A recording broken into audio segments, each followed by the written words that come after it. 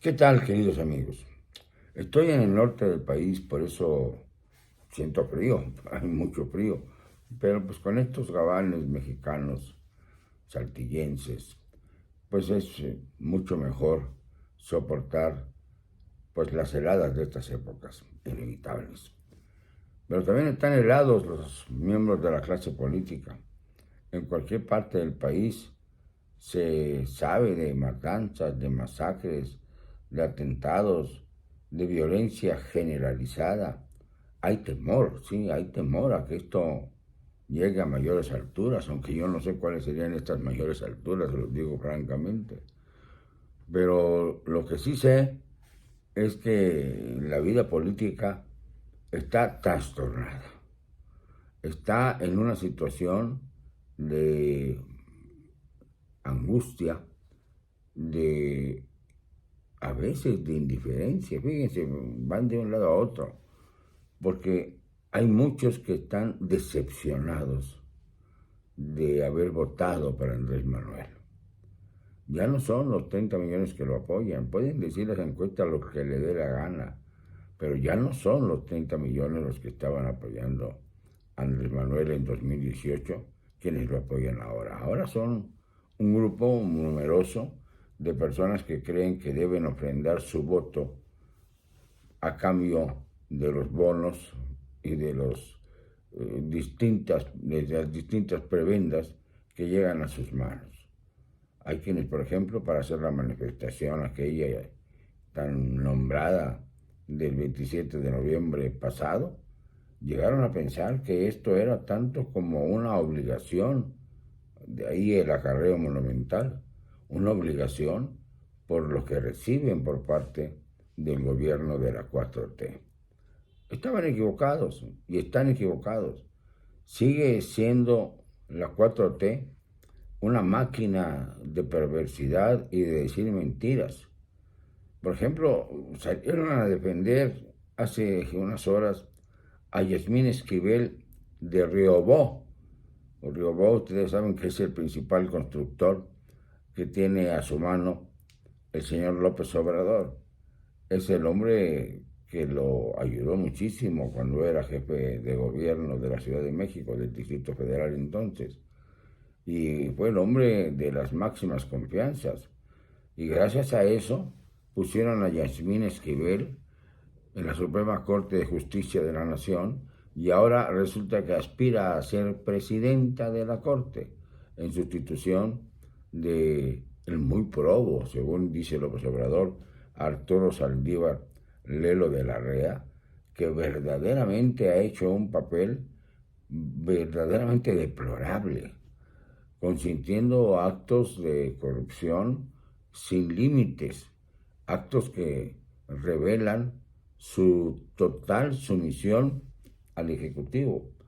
Y en este plan quiere seguir Andrés y por eso se habla mucho de Yasmín Esquivel, nada más que han salido ya pues las suficientes pruebas para demostrar que hasta su tesis profesional de doctorado tiene que tener un nivel de conocimientos del derecho más elevado que el resto de los mexicanos, pues en esa tesis resulta que hubo varios plagios, o bien, según otras versiones, toda la tesis la plagió, pero ella fue a buscar a quien dirigió su tesis para que la defendiera y dijera que no, que era de su autoría la tesis y que no era cierto el plagio.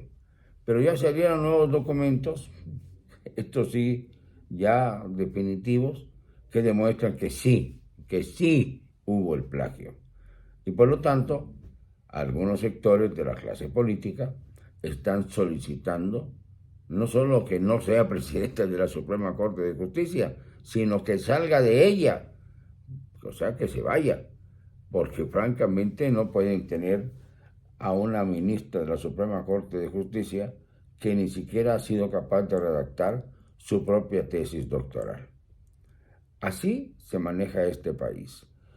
Cada día más acapara funciones y facultades el señor López Obrador.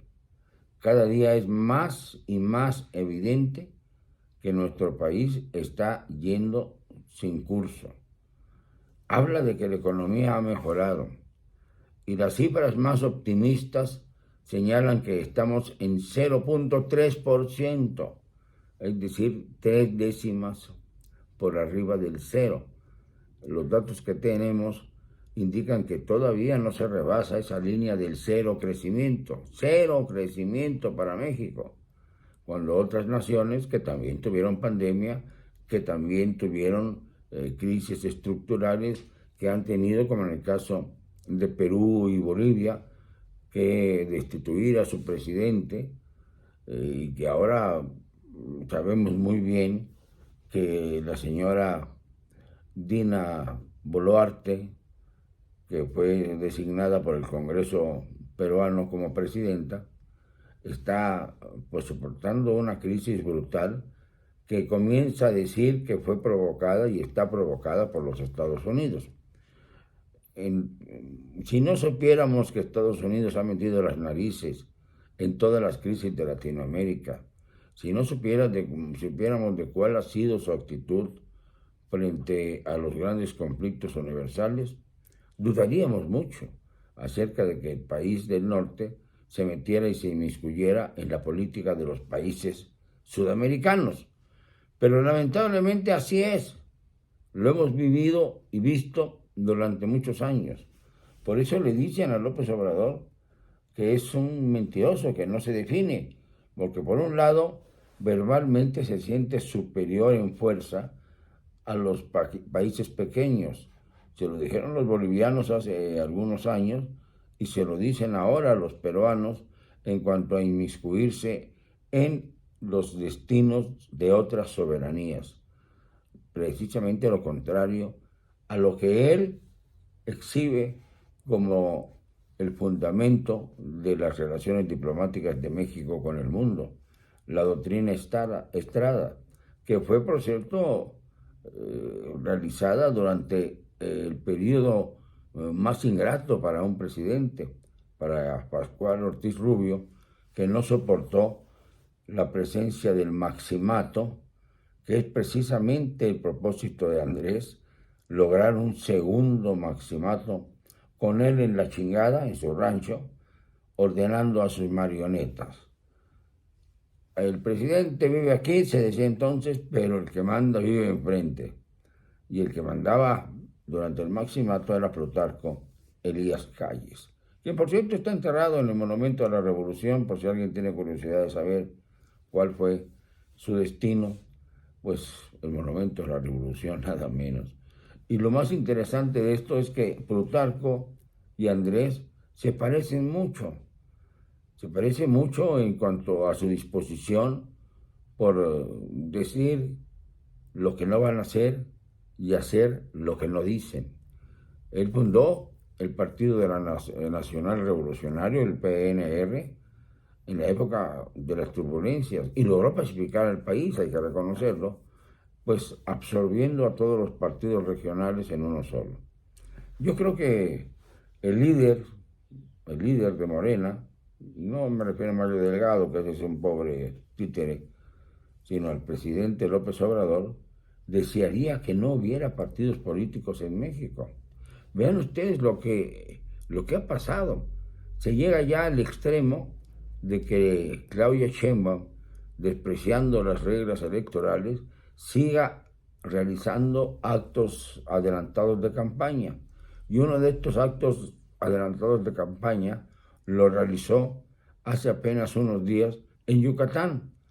Y resulta que allá en Yucatán se ha tomado esto, y no solamente en Yucatán, en otras partes también en donde hay informadores, digamos, independientes, que están señalando lo que ha ocurrido en Yucatán. Se fue a pastorear con Mauricio Vila Dosal, el gobernador, y con esto se interpreta que ya Morena quiere también meterse en la vida de los políticos y de los partidos contrarios a su propia idiosincrasia. Es decir, Claudia Sheinbaum está destapando, según ella, al que podía ser candidato de la alianza opositora, Mauricio Vila, para tener un candidato adversario a modo. Así funciona la Cuarta Transformación. ¿Quién quiere apoyarla? Se escuchan ofertas. No me van a callar. Y lo digo con cero cobardía.